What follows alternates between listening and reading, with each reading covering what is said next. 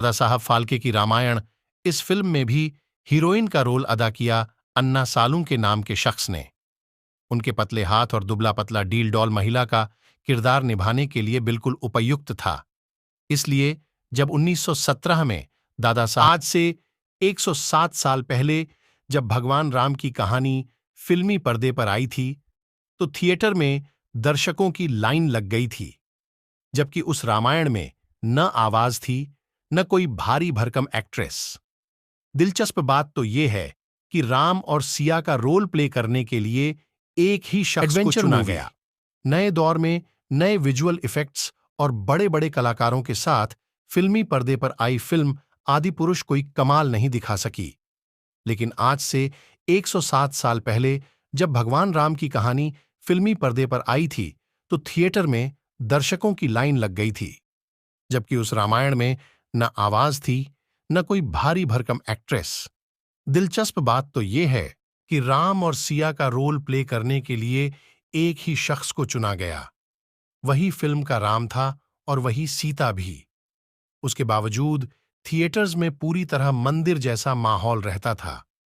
दर्शक भीतर जाने से पहले जूते और चप्पल निकालकर जाया करते थे। इस रामायण को दादा साहब फाल्के ने लंका दहन के नाम से बनाया था।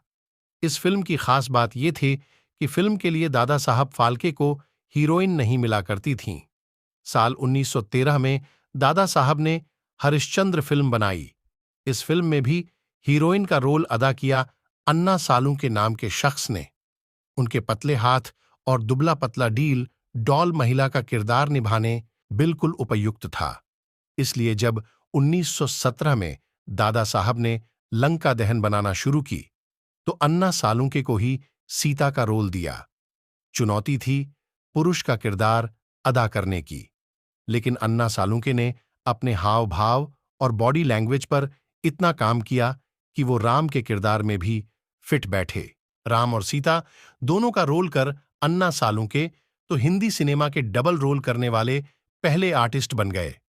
सबसे बड़ी बात यह थी कि लोगों ने भी उन्हें दोनों रोल में अपनाया। राम सीता की रामायण देखने के लिए बड़ी संख्या में लोग थिएटर तक पहुंचे। भक्तिभाव का आलम यह था कि लोग चप्पल उतारकर ही सिनेमा हॉल के भीतर जाते थे। साल 1913 में दादा साहब फाल्के ने भी राजा हरिश्चंद्र फिल्म बनाकर बॉलीवुड के विशाल लोगों तक वृक्ष की नींव रख पहुंचा। इस फिल्म के बाद दादा साहब ने मोहिनी भस्मासुर 1913, सत्यवान सावित्री 1914, तिलक वीक 1917 जैसी फिल्में बनाईं। इसी दौरान दादा साहब फाल्के ने पहली बार रामायण के किरदारों को भी पर्दे पर उतारने का फैसला लिया। साल 1913 में दादा साहब फाल्के ने राजा हरिश्चंद्र फिल्म बनाकर बॉलीवुड के विशाल वटवृक्ष की नींव रख दी। इस फिल्म के बाद दादा साहब ने मोहिनी भस्मासुर 1913, सत्यवान सावित्री 1914, तिलक वीक 1917 जैसी फिल्में बनाईं। इसी दौरान